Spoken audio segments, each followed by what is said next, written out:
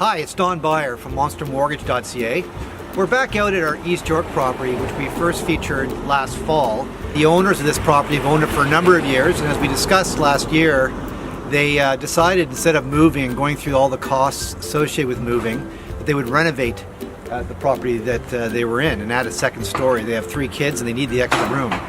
So in this case, Monster Mortgage allowed them to keep the first mortgage with their bank in place, and we provide what we call construction financing. In essence, we provide them with a $500,000 loan in order to complete the construction of the house. At MonsterMortgage.ca, we come out and do all of our own inspections. So today I'm out just making sure they're at the drywall stage, which they are, which is about 55% complete. And we'll do another construction draw. Like all of our construction draws, we take an interest reserve so people don't make payments during the construction. And we take all the payments from that reserve throughout the process. And at the end of the process, we've already begun, in this case, to work with the owners on refinancing the first mortgage and taking out the construction financing.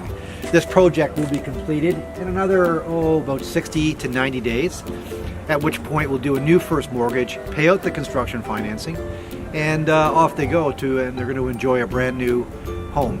And I think for them, they're very, very happy with the progress, and today, so are we. One of the things I wanted to point out on this street, and many streets in Toronto, is that a lot of homeowners, when you do move, there's generally a 5% commission to sell a home. You have to pay land transfer tax, and those 2 fees alone can go north of $100,000. So other than to move and incur all those costs, if you have an opportunity to make the home that you're in larger, quite often it's very economical and affordable to go that route. And as you can see here, every home on this street, you have the opportunity to top it up.